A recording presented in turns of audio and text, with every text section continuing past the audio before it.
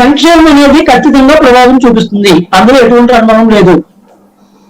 ఇలాగా పెద్దలు విశ్లేషిస్తే ఏమన్నారంటే సంక్షేమ పథకాలని ఎవరు తీసేయడానికి కుదరదు. ఎస్, ఎగ్జాక్ట్ గా పేరు అటు ఇటు మార్చినా పెట్టాలి. మరి సంక్షేమ పథకాలని ప్రతిపక్ష పార్టీ అయినటువంటి మేమందరం కూడా కూటమి మరి విమర్శించాం. ఎందుకు విమర్శించాం?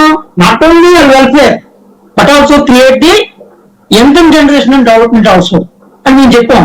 కేవలం సంక్షేమం సంక్షేమం సంక్షేమం అనే పేరుతో నువ్వు కంటాన్ని కోసిస్తే ఆర్థిక వ్యవస్థదే రేపు పొద్దున్న చాలా సంక్షోభం వస్తుంది ఆర్థికంగా.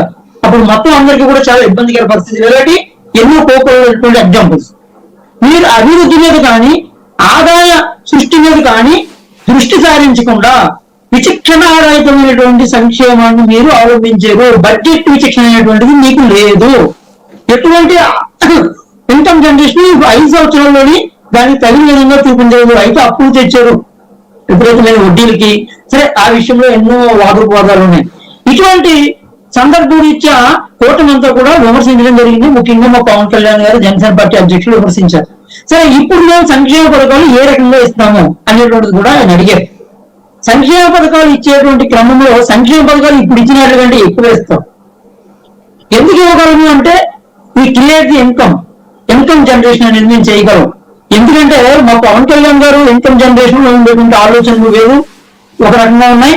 అలాగే నరేంద్ర మోడీ గారు బీజేపీ మార్గదర్శకులు పెద్దలందరూ కూడా అద్భుతమైనటువంటి ఆదాయ సృష్టి ఆలోచన ఉన్నవారు. అండ్ ఈ సేమ్ టైం ఇక్కడ చంద్రబాబు నాయుడు గారు కూడా ఆదాయ సృష్టి ఆలోచన ఇవరకు కూడా మనం చూసాం. అసలు ఇందులో ఒక్కరైతేనే ఆదాయ సృష్టి జరపకూడదు. ఎంతమంది కలిపి ఆదాయ సృష్టి జరపడం అనేటువంటిది పెద్ద విషయం కాదు.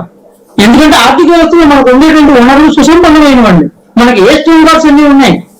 తూర్పుకు అనుబంధించి ఉండేటువంటి ఆదాయ వనరులు బ్రహ్మాండం, మనకు ఉండేటువంటి కోస్టల్ వనరులు బ్రహ్మాండం, మనకు ఉండేటువంటి నీటిపారుదల ప్రాజెక్టులు బ్రహ్మాండం.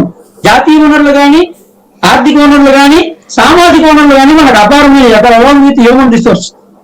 కాబట్టి ఆదాయ సృష్టి అనేటువంటిది ఇది ఓన్లీగా ఆర్గనైజేషన్ అంటే నథింగ్ బట్ అడ్మినిస్ట్రేషన్, పరిపాలన బేసిస్ ఉంటుంది. ఆ పరిపాలన బాగున్నది కాబట్టే, వెనకబడింది కాబట్టే ఇవాళ సంక్షేమానికి సంబంధించినటువంటి బడ్జెట్ ఓన్లీ అప్పుల ద్వారా మాత్రమే తప్పితే ఆదాయ సృష్టి ద్వారా వైసీపీ చేయలేకపోతుంది.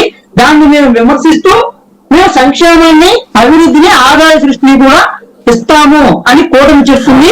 దానికి సంబంధించి మేనిఫెస్టో ఈ రోజు ఈ మధ్య కాలంలో రిలీజ్ అవుతుంది. మీరు ఇంకా దాని మీద చర్చించవచ్చు. మంచి పాయింట్. ఇది సంక్షేమం మీద మాకు ఉండేటువంటి అభిప్రాయం.